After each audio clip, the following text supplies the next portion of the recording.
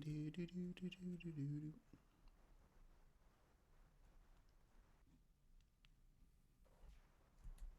stop. Don't stop. That's really good. Don't stop.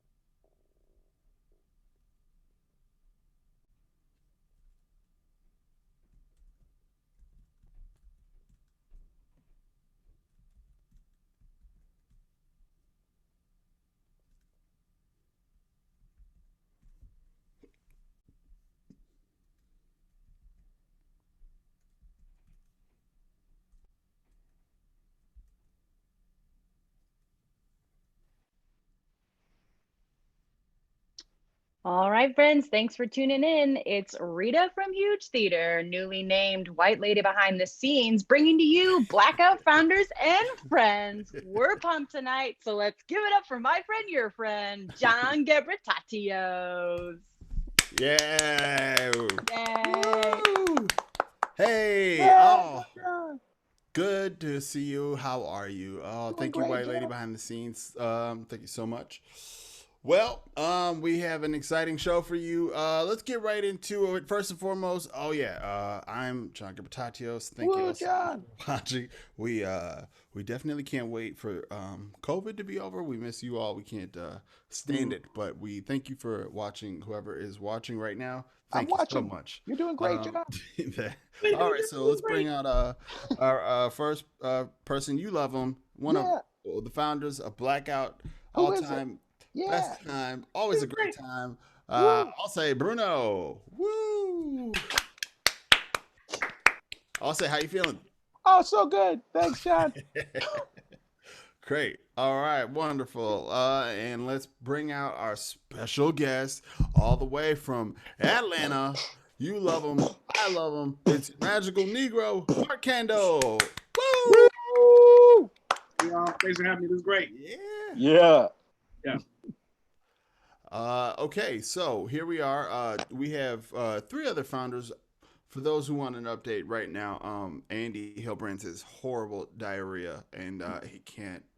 And then also Corey, he also has really bad diarrhea. I believe Corey is in the same session. I think they're sharing diarrhea. That's What right. I heard That's right. last. That's right. Mhm. Yeah. Same with Joy. I just found. I just found. Lost in a tornado. Y'all heard the sirens in Minneapolis. That was the three people have diarrhea at the same That's juncture that's alarms. yeah. That's what was on your phone. Yeah. That's right. So we're happy you're here watching us. Let's get into it a little bit. Let's talk about what we normally do. Is swag hat. We kind of talk about stuff. But before we get into that, Mark, you want to just share how things are going with you or Atlanta? Just want to do a little get to know you quick for the folks. Sure. Yeah. My name's Mark. From Atlanta. I'm a comedian down here. Things have been obviously, what they've been trying to, I haven't been doing live shows or anything like that. So I've been trying to write more. I've been trying to make uh, videos when I can. Yeah. And it's been fun following to see what Blackout and what Huge has been doing online, and so it's been cool to witness that, especially since I've heard about y'all for a long time, and so it's been cool. Can I ask? I know a lot of people are wondering about this. What's your sign? Do you fuck with signs and all that? Yeah. I'm not quite sure what mine is. My birthday's September 15th, so I think I'm either like a Virgo or Libra, but I don't know much about it. And also, I think at one point when the signs changed, I think mine changed, and that further confused me. Wow. Okay. I don't actually know anything about it. I thought that was a fun thing to ask, and then I learned that signs can change. So that's new. I appreciate that. Yeah. I wonder what mine changed to. Like, is that a thing? Is that like on the calendar, like when it changed, or was you were talking to somebody and they were like, "You were Cancer, actually"? Well, I understand very little, but what I understood was like maybe like 8 years ago. Yeah. Like some of the signs changed, and so depending on when your birthday fell, your sign might have changed. I may not be explaining it correctly. Yeah, no, that's what I remember from like 8 or 9 years ago. That's the best explanation I've ever heard of it, since I've only heard of it a few seconds ago. So. High praise. Praise, man. Go ahead, John. Hit it with another one. It's yours. No, let's keep going on the track. What sign are you, I'll say? Well, I'm February 1st. Okay. So whatever that is. I thought I was an Aquarius because somebody said that was when Aquarius seeds were born. Mm-hmm. But now I could be anything. I think I could be anything I put my mind to. I'm probably going to be a rooster. I'd like to be a rooster. Oh. Okay. I want to be one of those creatures that you see like just sort of sporadically referenced throughout life. You know what I mean? Like when the cock crows, like that's an important thing. Yeah. The cock has to crow. Nobody say like when the Aquarius bloop bloops. Nobody cares when the Aquarius bloop bloops. Yeah. I'm trying to be important, so. Yeah. All right. Well, hold on. Don't do like that. What about you? Stop. I was about to say. Doing that. I was about to say. Okay. I was about to say. Well, I'm a Sagittarius, I believe. That's all. That's all I was gonna say. People in the chat have said that Mark is a Virgo. Is a Virgo sun. You're Virgo sun. Virgo sun. And Black Improv Alliance said we're Aquarius fam. That's we're Aquarians fam. I'm an Aquarian. I can't read. Yeah, you're Aquarius rooster. Yeah. Out of our. I'm an underwater. Equally out of our element, and we love it. We are way in the deep end for what we don't know. Okay, great. So since we do have them engaged there, does anybody have any topics or anything that they could throw out that Mark can maybe share a story? Or if you wanted to share anything, we can get that kind of drumming in the meantime, in between time. I'm going to play a fun little dumb game with just us three. I'm feeling it while they're drumming up some things that they might want to share. This is just a little quick. It's let's do alphabet scene. All right. Great. Alphabet scene. Yeah, we'll trade off. So first, maybe you two, right? And then let's use my last name. It starts with a G, so we'll start at G if that's cool with y'all. That's great. Cool. And then we'll just line for lines. Just we all are familiar with the rules. Yes. And if we're not, we'll learn them really quickly. Yeah. Oh, I love that. All right, great. Wonderful. So alphabet scene, and a word to get you started will be Zodiac. Right. Zodiac. Gary, thanks so much for coming with me to the observatory to look at the stars. Hey, man, it ain't nothing but thing, you know what I mean? If you in the stars, I'm in the car, you know what I mean? If I want that to make sense. I know it didn't. I think it made sense. I love the stars, and the fact that you like are encouraging of my interests means a lot. Joe, you mean so much to me. Like if you're gonna look at something, I know I got to look at it too. You know what I mean? Like last time, I was pretty sure you was looking at this like box. I couldn't tell what was in that box. I think it was a Kleenex box or something, but I was like, damn, I got to look at stuff like that, You know what? I was looking at a Kleenex box, Gary. I was looking at the Kleenex box because it was the box where I kept my like spare dollars and change in it.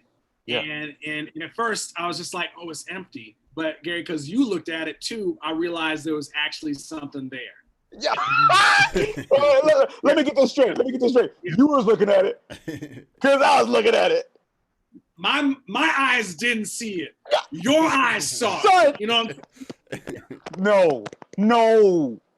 No. Oh, I'm telling you, that's what happened. That's what went down in that moment. You were my eyes. Right?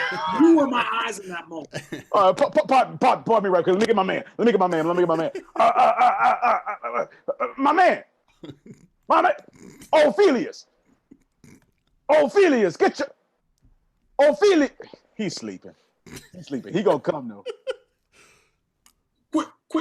I'm gonna get my man. Get your man. Okay. Ophelian. Yours is Ophelius. Mine's Ophelian. Yeah, I know, right? Ophelian. Please say he coming. Please say he coming. Please. He's asleep. Okay. Right now, sorry, I forgot the alphabet. I had to take a minute to think about what letters were there. But now I'm back. I'm really sorry about Ophelian because I'm really curious. Ophelius, let me just say right now, he is a sight to behold. I know I moved out since that whole Kleenex issue. I got real nervous.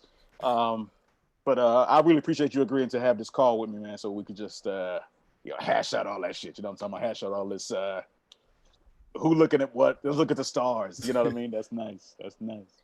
Since it's just you and me, I gotta say that I appreciate these calls a lot. You know, I get a lot out of them too.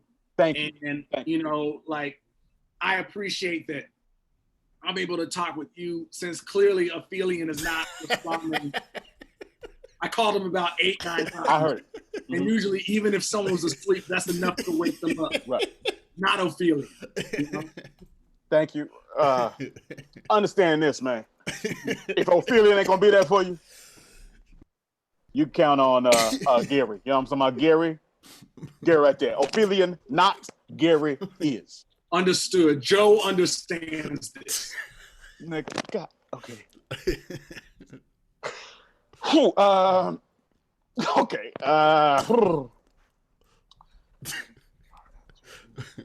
Very good. What else? What else is up in the sky? Whoa, Gary! I don't know why I just noticed this, but I am in the sky. No, wait. I said I was going to take you to an observatory. I'm in space. That's why Ophelian didn't respond to me. I'm in. You see this? Can you see what I'm seeing? Can you be my eyes right now? I'm in the stars. I'm in the stars. Wow. Believe it's excellent. Yes, I can believe it. And also, I can't. Like, this is next level, son. You in the stars? Yo, I'm in the stars. See, that's how I know you was a fucking man. That's how I know. Because you know who else in the stars? Hercules. Who in the sky? Hey, Hercules. Hercules, he's waving. He's not. Boy, no, he's not. No, he is. He's waving. And then he's got his girlfriend is with him. His flying horse is with him. Yep. The 3 chorus members are with him as well. I don't know if you remember them from the Disney movie. Yeah. Chorus, Black Chorus. Chorus the Black. Yeah, the Black Chorus. They're all there. Damn, son. That's that. Boy, damn. You the shit. Everybody's gonna hear about this. Everybody's gonna hear about 1, how I was in the stars. 2, I met the cast of Hercules. 3, you can breathe in space apparently. And 4, Verizon works even in outer space. Yeah. Feeling pretty good about Verizon right now. Gary, you have a lot to feel good about, Gary. Yeah. See. Woo. Okay. Ophelian. He said, when you call somebody 6 to 8 times, that should be enough. Oh man. And then the letters, we just made up the words. I like that. Zia, the thing is, Okay, we have suggestions here for. Okay, let's go. Let's hear a story about things you didn't know about your relatives until you were grown, or the most interesting thing you knew in high school. Okay, a suggestion could be post office. These are all great. Or a time you won something you really didn't expect to win. And then, Yeah. got a lot I can talk about something that I didn't know. Was it something I didn't know about my grandparents until I was grown? Was that the Let's question? go. Yes. Yeah. Sure. Yeah. So this is I learned this like weeks ago, actually. So my grandparents, my grandfather, my grandma. My grandma's still alive. My grandfather has passed away. And when my mom and her sister were about, I don't know how old, they were kids, and they moved into a house in Atlanta. And from what I was told, I think that they were the only Black family to move into that neighborhood at that time. The neighborhood looks different now, but they were the first family to move in there at the time. And for years, like ever since I was maybe like a teenager or so, the story that I was told was like the first night that my grandfather was there before everybody else moved in. My grandfather was at the house, and there was like, like a group of white people outside of the house trying to like intimidate him or something like that. And then later, like the kid neighbors or something like that sent my mom and her sister, my aunt, like some like racist looking dolls or something, again, is like a form of intimidation. And so for my whole life, that was the story that I had heard. But then a couple weeks ago, what I learned actually happened was it wasn't like a group of people standing outside, but apparently like it was a Klan burning a cross on the lawn. Oh. And I didn't know that until now. And I think my mom had only found out about that within the past year. And it was like, I just didn't know that happened. And like I said, my grandfather is, no longer with us. I don't know. I can't like ask him further questions for further context. And, it was interesting. So many emotions or feelings when you hear something about that, especially, because I talked to my grandfather before about moving into that house, just asking him about like what housing was like at that time in the South. And so I thought that I had most of the whole story. I thought that I'd had an understanding about that, but quite obviously like those details really changed the context, not of that, but just everything else, like it just changes the context so much. And, it's so interesting. I feel like in my experience with that generation, my grandparents who I love so much, it's just interesting though how, and this is coming from a place of love, it's not like critique, but it's just like, it's just interesting how different communication I think sometimes works between those generations, and the way how,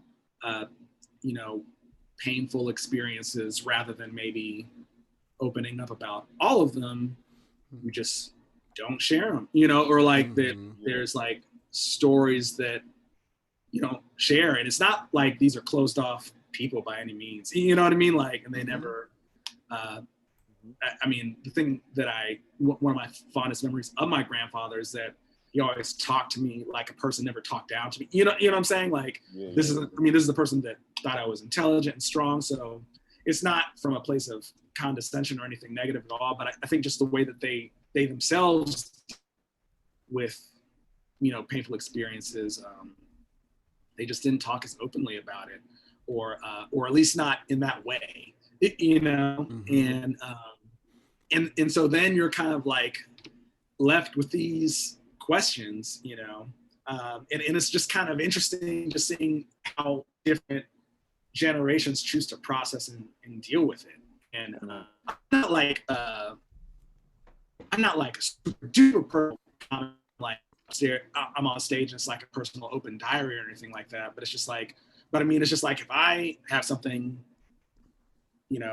happen to me that, affects me in a certain way, even if I'm not trying to, I won't necessarily even try to make it into comedy right away or anything like that, but like I'll try and process it through talking about it or through performing it or something like that's how or writing it. Like that's how I process something. And so it's just kind of interesting,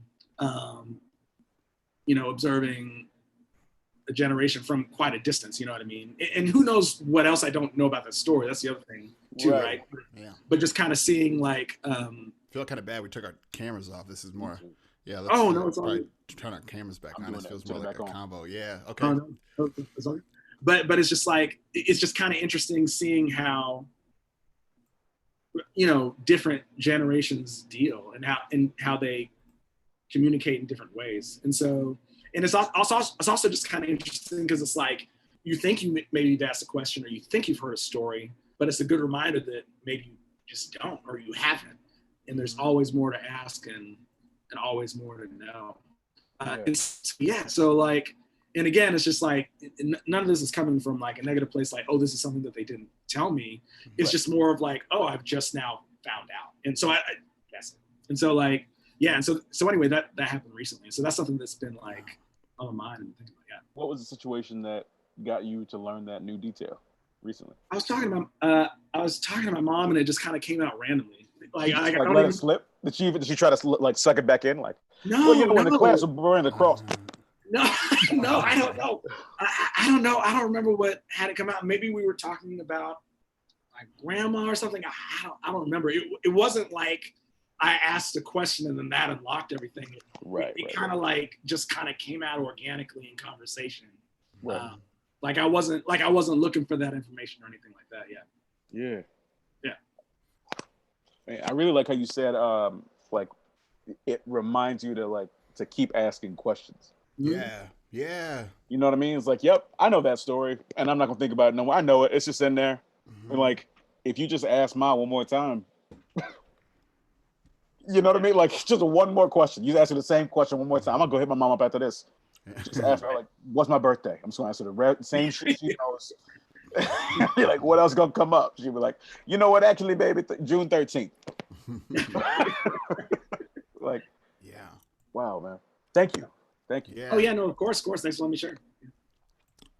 So we can let's just do a topic. Let's have a chat as a we have a lot of topics in here. Can we use that to inspire the conversation for a little bit? For sure. Like, I don't want Mark to have said that. I'm so curious, and I got similar sort of experiences too. And John, I know you do too. So like, I'm sure we can still get another one, but I don't mean to ask this to open any wounds, but so you've been to this house, you lived in this place, or you've like spent the night in this place. So they moved out of that house, I think, like in the early to mid 90s. But like as a young kid, I know that house. Remember going to that house, but I haven't been there since they moved out. So this would have been like over 20 years ago. But we still got pictures of them there, and all that stuff. Yeah. And it never felt like. Did you ever feel unsafe? Like when you were there, you feel like the neighborhood? No. I always felt safe. Yeah. Yeah. Wow.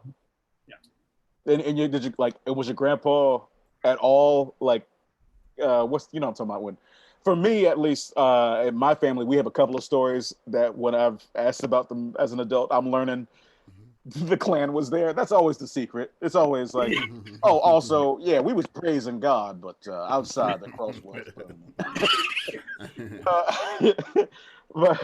But I've learned from folks who I'm like, I know you saw that. Like from uncles who I'm like, I can see that you're holding this stuff that you like. You're trying to protect me from this information, right? And once I have it, I can see you being like, you get it? All right, let's protect everybody. Like, let's, put extra bars on the windows. Don't come here. Don't go on that street at a certain time. Was there anything like that going on? Or was it just your grandpa was just very much like, nah, I trust you. I respect you. We're safe. If something pop off, all they're going to do is burn some funky ass cross. Because I think, I think, by the time I was alive and would visit that house, that incident, was decades before. And I think like the neighborhood had changed. And so at least, and also I was quite young too. So that's real.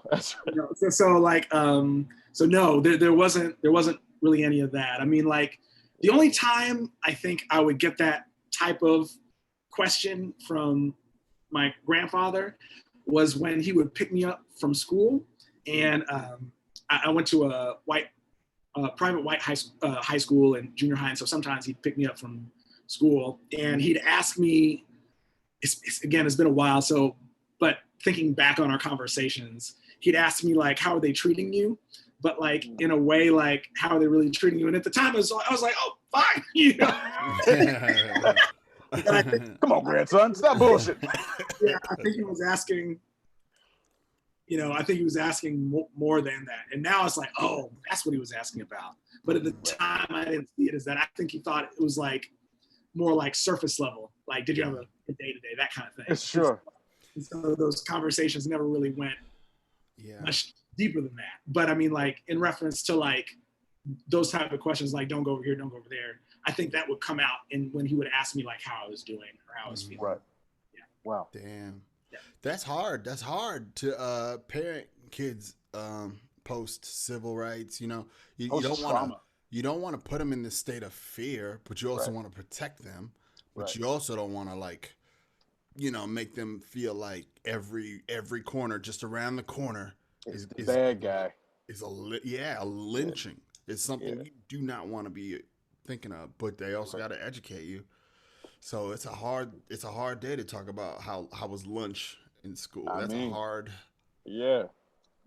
And I appreciate even that the nuances of even thinking about like how our folks, when they process trauma, how they engage with us around that, right? Like in my family, there was a whole lot of there was definitely a whole lot of don't talk about it. Like to the point that if you started to bring it up, it was like, shut your dumb ass up. Like, stop it. Yeah. And it was, and like, which seems, for me, it was like either funny or frustrating. Not funny like as a joke, but funny like it's always gonna be funny to through gritted teeth tell somebody to shut up.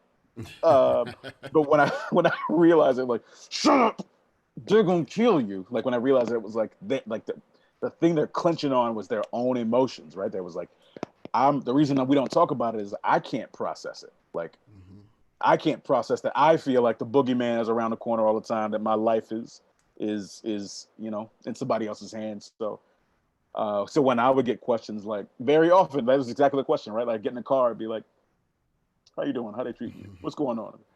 It's fine. I got detention today.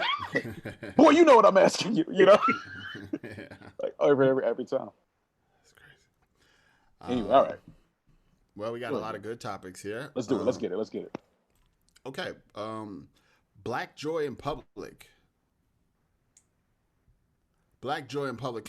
Someone the other day expressed to me what black joy or what the concept of joy means to them. And I thought that was really profound. And it had very little to do with whether or not you're happy or sad. It had more to do with like this state of being, this kind of like this consciousness that you have where you are walking in your reality, in your truth. And regardless of whatever outside of you is doing, you are not swayed. You are not moved. And this is their version of true joy. And I thought that was beautiful. So I signed up for their cult.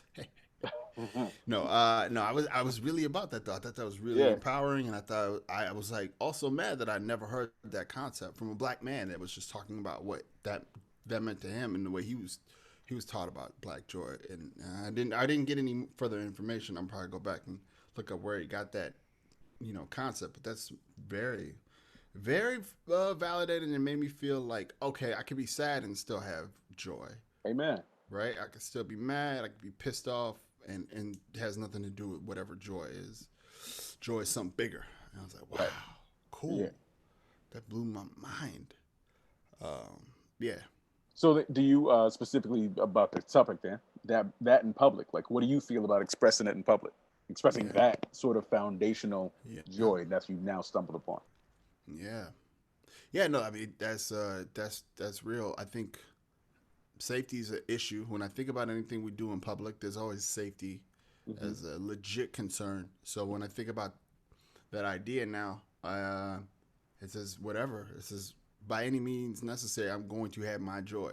If I want to rage out because I am pissed off, if I do it in public, I do it in public because this is what I need to do. This is how I'm choosing to express myself. And I know that it comes with consequences, but that whatever, it don't matter. If I need to cuss out everybody while I'm gardening at a public garden that is meant Then for they the get public, right. like other tenants of this apartment are using the garden, Oh yeah. so be it. One at a time, they get cussed out. They Little get girl, it. fuck you. Yeah, that's right. Old lady, Yes. Come kiss on. my ass. Yeah. I don't know why I'm cussing each and every single one of you. With a big old That's smile on your face. Right. Now 200 blickety, tenants. blickety, black. Right. You gonna get it. Black Joe in public. Now I don't know. There was a big concept. What about y'all? Yeah, I definitely identify with it being kind of like a choice of sorts and something that you can sort of use to, weather a storm. Yeah, I guess that definition that you shared earlier, that's one that definitely resonates, and especially just because it kind of gives you the space to also, if it's more of like a behavior or a mindset, I think it allows you to kind of like weather different peaks and values that might experience, and so you can feel whatever emotions you're feeling, but still like kind of choose joy, Mm-hmm. Yeah. Yeah. Or like even like an activity can be like, I'm going to choose joy in this activity. Like I'm going to, I might sit with this emotion that maybe feels bad right now, but by sitting with it and dealing with it, like that's what will bring me joy, is that working through that. You know what I mean? Yeah. It's like exercising or eating vegetables or that kind of thing. Yeah. It's like, you know what I mean? Yeah. Like emotional health, Amen. Yeah. Now I want like a Billy Blank's joy boot camp. Yeah.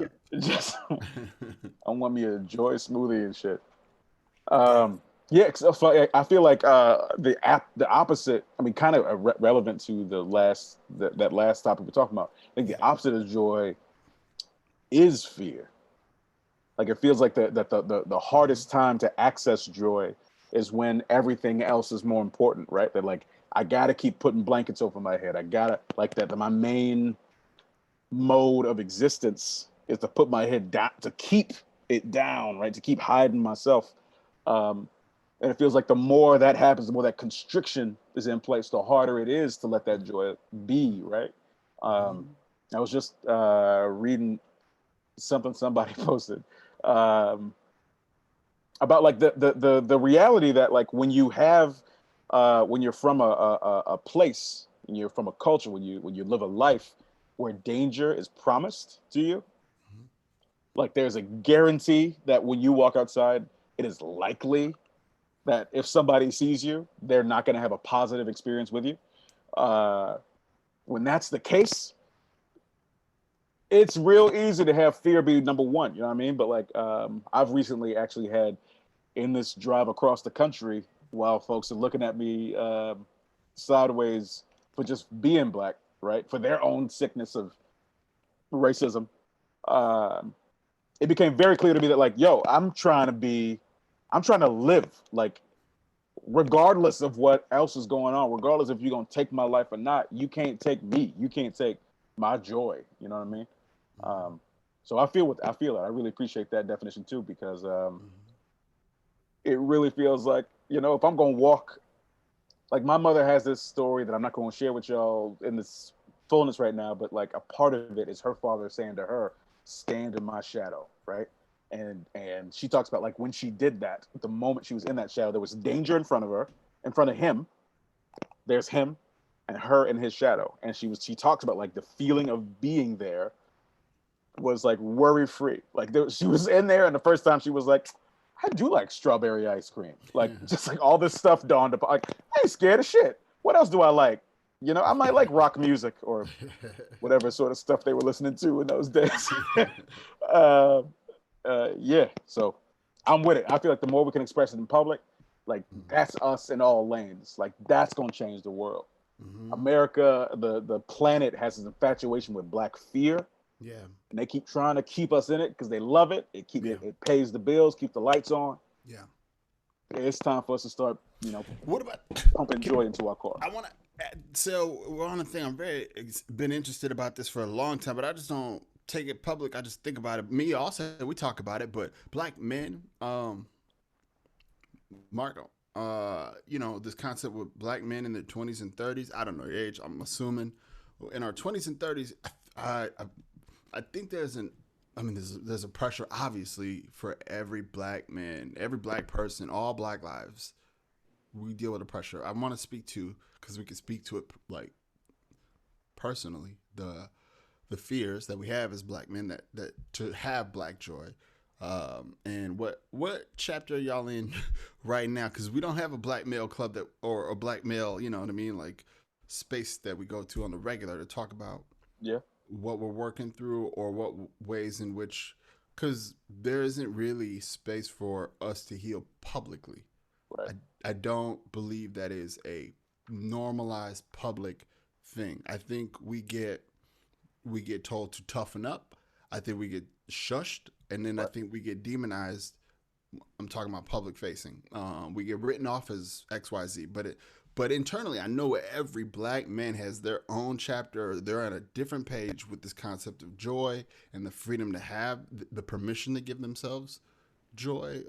So where y'all at with that? How's that working? How y'all doing with that? Let me get my face roller as we talk about this. All right, go ahead, hit it. Yeah, it's so cool. It feels good on my face.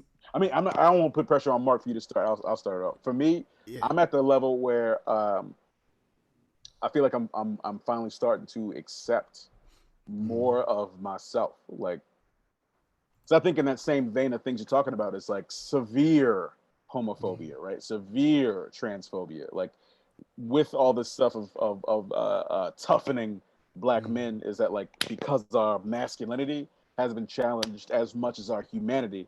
There's a very strict definition for a lot of black folks of what like being a man looks like. Period. And if you knock that, I gotta hate you so much I can't see you. I gotta make your life terrible. Right? I gotta make you want to end your own life.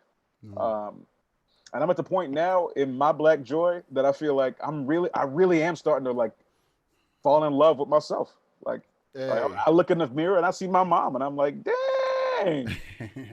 My mama's fun too. I like that. Hey, right? I haven't seen my father died when I was a young man. I look at myself and I can see all sides of him in me. And like, like when I put my pronouns out, like I feel like I can put whatever I want, whatever I'm feeling, and it's still me, and I'm not even concerned about it. I don't feel like I gotta defend it. I don't feel like I gotta explain myself. I'm like, nah, I'm good. That feels. I feel like that's I feel sexy. That's a sexy thing to be. Yeah. Mark, talk about how sexy I am. Hey. Very sexy, very sexy.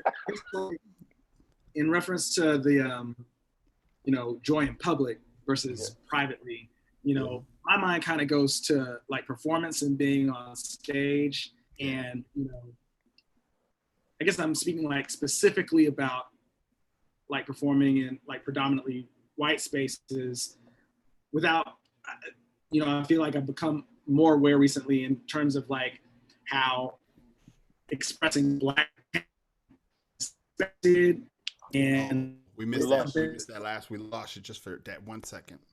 Sorry. Expressing okay. Publicly performing in predominantly white spaces, I feel like I've noticed more recently just the degree to which like performing black pain, how that's kind of like expected, or like that's what. And I don't know like what white audience members are really thinking sometimes, but it feels like sometimes it's just like, oh yes, we can live vicariously by seeing, or like if you're applying for like a fellowship or a grant, you're trying to say like, you got to put all that with this show, you know what I'm saying? I'm gonna show the pain, struggle. You got to write the swing low,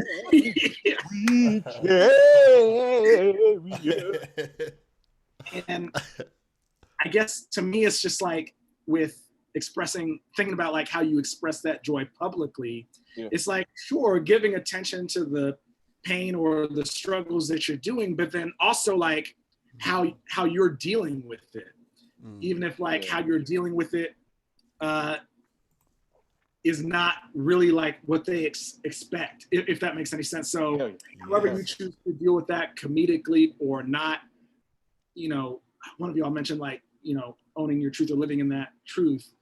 It's like kind of like the other side to that. Like there's a theater company in town here called Kenny Leon's True Colors Theater Company, an African-American theater company. And the theme of their season this year, I believe, is like joy and pain. And so it's like, if you're going to explore pain, like also exploring like the joy as well, you know?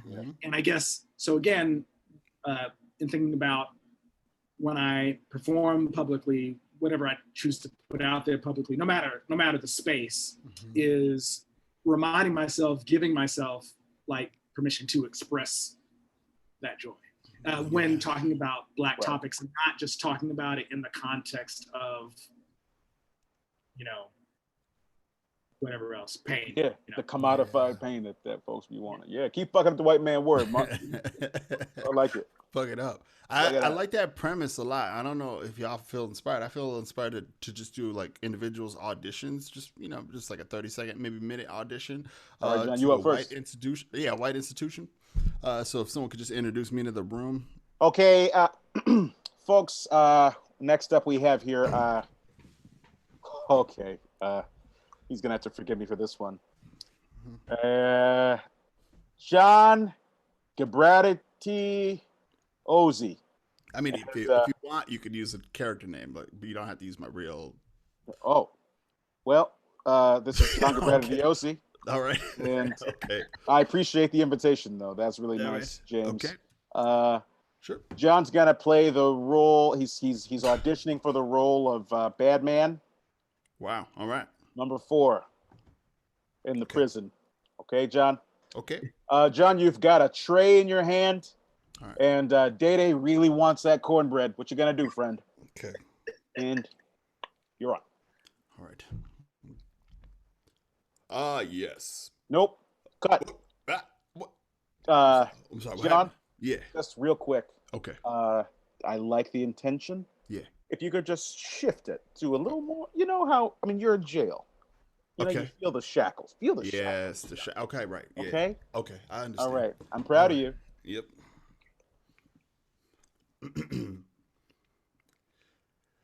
Hi, laddie. It must be a hard day here. Okay. Great. Thank you, John. We will be in touch. John, I'm transitioning power to you. I'm out this bitch. You introduce Mark. Okay, got it. All right, coming on in here to looks like you're gonna audition for just gonna you're here to talk about why you deserve to be the fellow for our fellowship program here at Tucker Carlson Theater Legacy Theater. Great. We will awesome. So so I'm really excited for the opportunity to get this fellowship. And well, in my whole time in theater, I've always been really interested in combining science and the arts. Separate. Oh yeah. Excuse me. Sorry. I just want to say, does anyone else feel uncomfortable? Is that just me? Is it warm? Do you want some AC? I don't know. Oh, the temperature's fine in here. I definitely understand the. But you okay? Yeah. It's like, what is this? Like, it's like what? Yeah. We will keep listening though. Yeah. Okay. Yeah. Okay. Mace, if you could just put a little. I just feel like we just don't feel like. What's your heart into? You know? Okay. Great. Yeah. Let me just start from the top, and I think I can make that clear. So really excited about the prospect of having this fellowship in my heart. I'm really passionate about combining science and the arts, more specifically biology. Wow, we gotta really address that, don't we? Wow, Tucker Carlson is a fan of the science and the arts. I guess that. We really wanted to. I mean, it says here you grew up on the southern side of Atlanta. Is that okay to say? Atlanta. Atlanta. What do you prefer to be called? Atlanta? Yeah. ATL. Atlanta, Georgia is great. Okay, there's just like a lot of. Ooh, it's not hot in here. It's just woo. It's just a place. It's a place. Okay, Of sure. course. Okay. Mhm. We will listen to the rest of your Yeah. application, please. Yeah. Great. Cool. So, like I said, I'm really interested in combining biology and theater.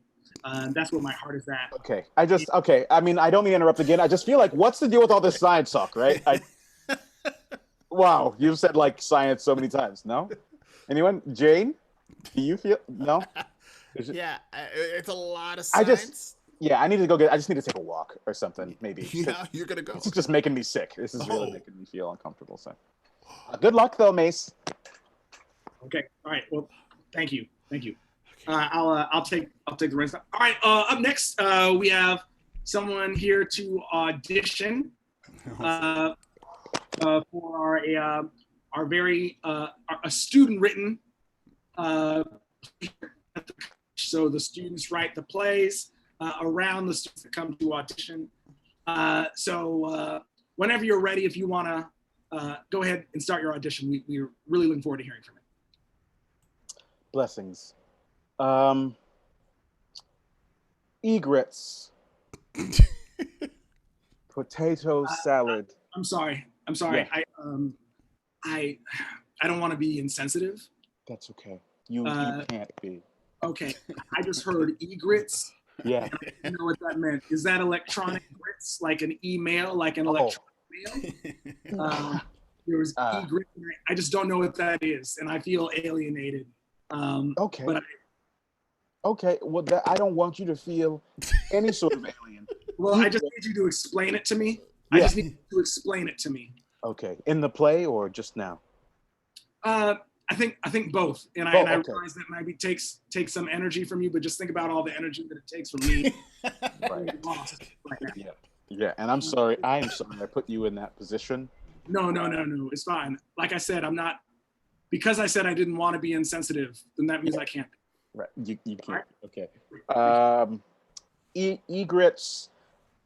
Egrets, flapping birds flying. They are egrets from the plains where the swamps and the gators lie. Yep. Sorry. Yep. This visual imagery. Mm-hmm.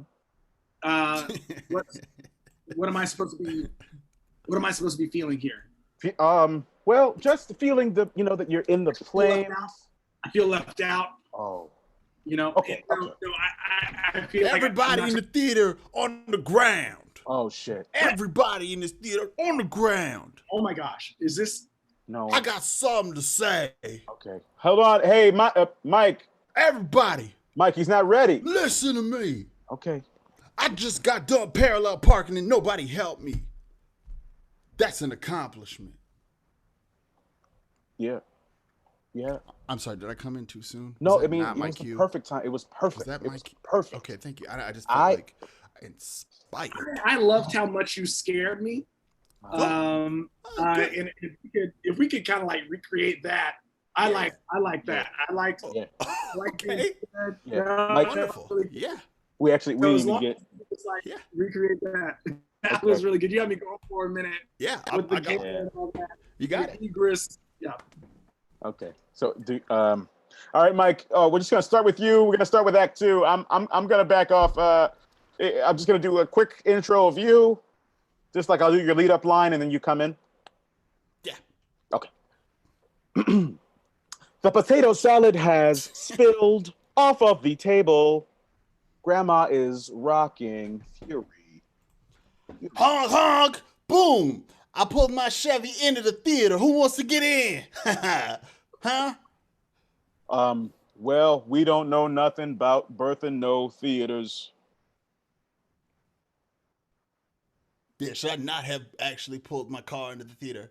No. I was gonna say that you pulling the car into the theater is a huge safety liability. But again, I was there for my life, and I love that. Okay. Really enjoy it. Mike, we're going to hell. We going to hell. Yeah. Thank you for this opportunity. Yeah.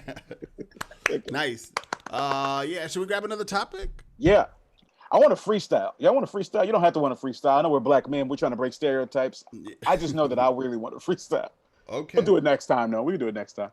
We're What? here every Friday. Mark, you're with us too. You're joined Blackout by this point, right?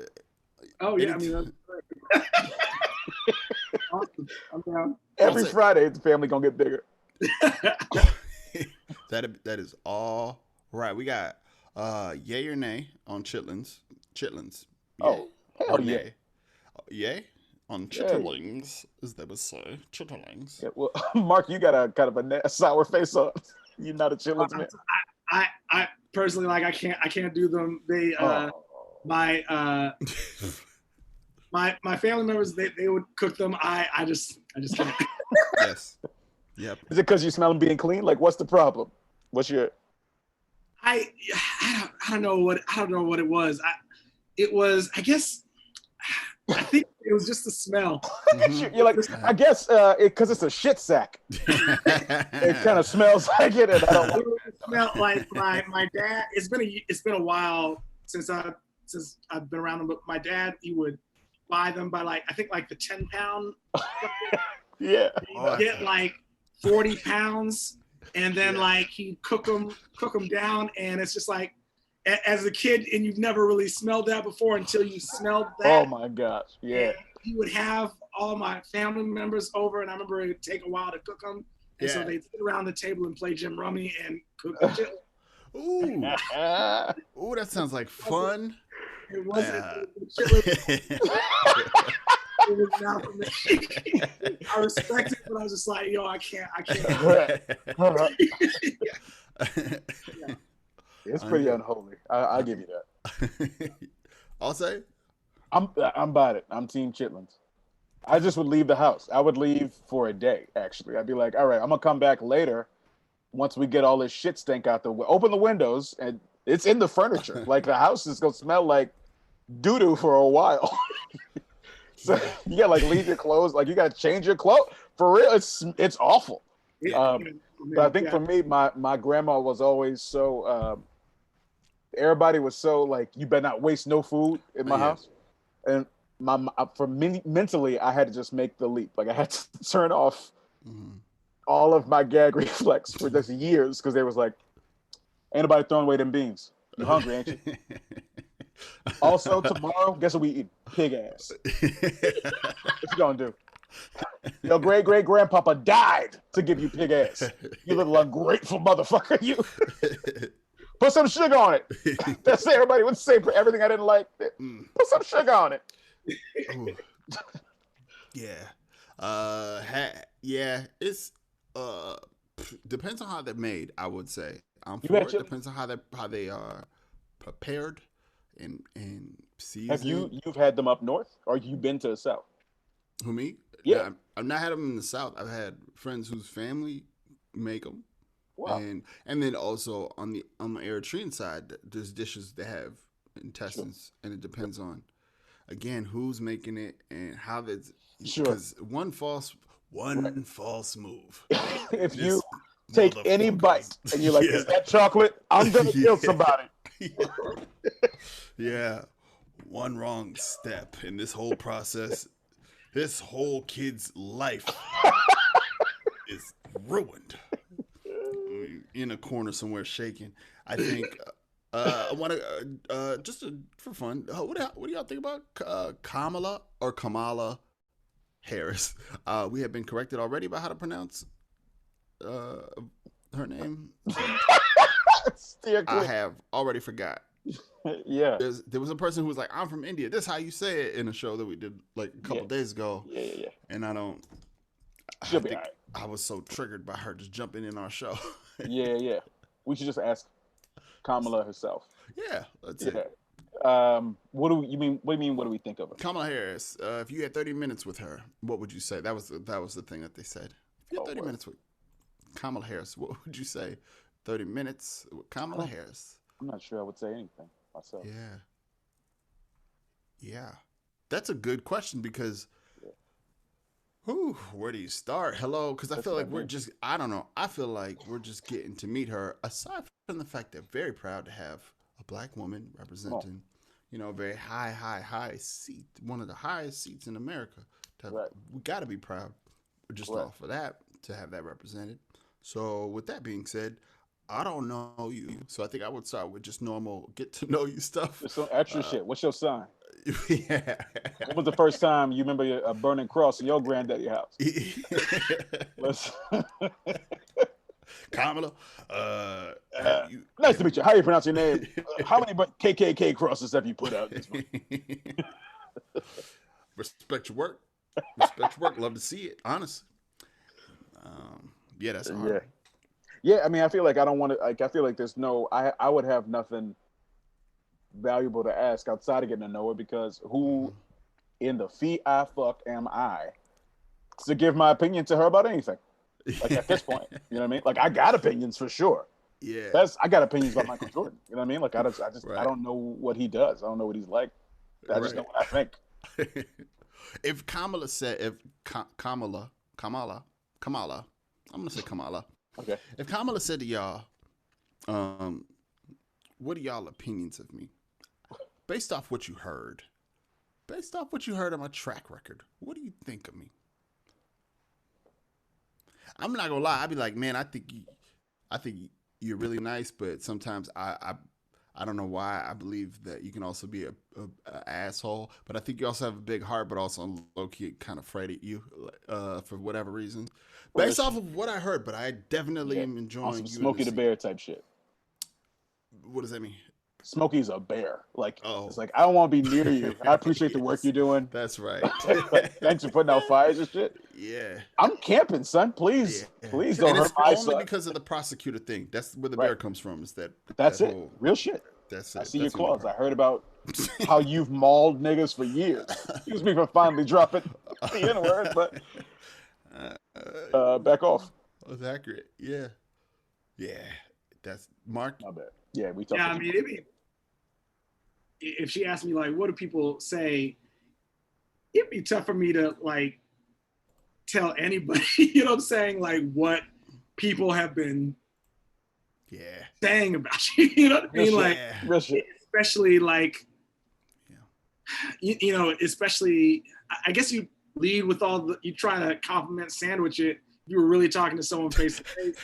Like, well, you know, people are really have a lot of good things to say about what this probably. But you know, some of these other comments, you know, you know what I'm saying? Like, yeah. Boy, that first pause was pregnant than a motherfucker. You're like, no, people really like you.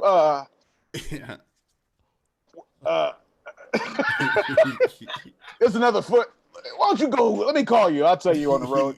Yeah. I mean, like, giving anyone a mix of like positive and negative feedback would be really quick. Even if you know they know it. Like, even going up to someone like Shaquille O'Neal, being like, "Yo, Shaquille O'Neal, don't know if you know this, man, but you know, she's doing really well." I feel uncomfortable talking that to Shaquille O'Neal. Yeah. You know. I want to see if that's okay. Y'all good if we just do like a quick that premise again? I love that premise. Yeah, just giving bad news to folks. Giving feedback to people who you don't know very well. That's right. And it can be anybody in the world. Yes, exactly. All right, we should just let's montage this as many as we can. I'm gonna make Mark. Are you comfortable giving all of us the bad news that you don't want to give? Sure. Yeah. Okay. All right. Who are you? All set? You want to pick? Yeah, I haven't thought about it. I was gonna try to find it. Now I lost it. Turns out I am John Lewis. Who's that? He's a senator who marched with John Lewis. Oh, John. Senator John Lewis. Oh. Yeah. Senator John Lewis. I have some. Yes. I have some bad news for you. Well, it can only be so bad. Am I dying?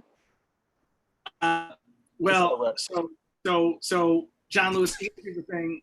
I want to start off with some positives. Well, what you trying to say then? Well, I am saying that there are going to be some negatives in this discussion, but okay. but I want to start off with some positives, if that's okay. In another universe, there's the same conversation, but you're giving the talk to a Tyrannosaurus Rex. Hey, Mr. T-Rex, first off, I gotta say I really enjoyed your range in Jurassic Park, as you started as the villain and ended as the hero. Thank you. Thank you. Yeah, so that's the positive I want to start with. There's a negative. Yeah. The negative is that you and all your friends are gonna become extinct. Your legacy will live on through birds. Those little motherfuckers on my shoulder. Yeah. My legacy. Yeah, those are they're gonna carry on your legacy. So treat them nice. In an alternate universe, I am hip hop. Hey, listen. What's up? Hip hop. Yeah. Hey, I'm a big fan. Yeah. For sure. I'm a big fan. And how come on, baby, you playing? Come on, now what is it? Come on. Right. No, hip hop. All I'm saying is that basically what I'm trying to say is like people still get a little freaked out when women like use hip hop to express things at like even just like an R-rated level. People still can't take it. Okay. Just so you know. I know what you're talking about too. I know what you're talking about. You're talking about that wet ass pussy. Right. Okay. In another universe, there's a teddy bear. Hey, Teddy Bear, I have some terrible news for you. What is it? You're my best friend in the world. Right. No, I appreciate that. I would do anything for you. Hey, it's my friend the cat. Oh, and the cat too. So what I'm trying to tell you, Teddy Bear, is that cat, as nice as it seems, what's up, bitch? If it gets in the same room as you, you're gonna get torn up by the cat. Oh no. Hey, Daddy, real shit. Yeah. Mark was talking about you when you wasn't here. He said your breast stank. He said nobody like you. He said you've been fucking up niggas for years, and he don't really like how you be operating with the police. Right. See, I'm out. I can't stand it. Okay. Yeah. Great job, Mark. Yes. Everybody give it up for Mark Kendall in your house. Yeah. Newest member of Blackout. Yeah. Mark has pledged 10,000 hours to Blackout just today. That's right. I believe that is the end of the show. Mark, if you want to just give us any plugs or anything that people can see you or anything you want to say. Sure, yeah. If you want to follow me on Instagram, I'm at Mark Kendall Comedy. I do a virtual stand-up show every Monday. There's a bar here in Atlanta called Star Bar, and they've moved to Twitch. So we go to twitch.tv/Rodney Presents every Monday at 9:30. Me and some other comics stand up there. So yeah, it was great to be here tonight. Hey, if I can, for y'all at home, I'm such a huge Mark Kendall fan. Like, just follow him and do all that. Like, get to the Star Bar, get to find you a burning cross. Make sure it's not near his house.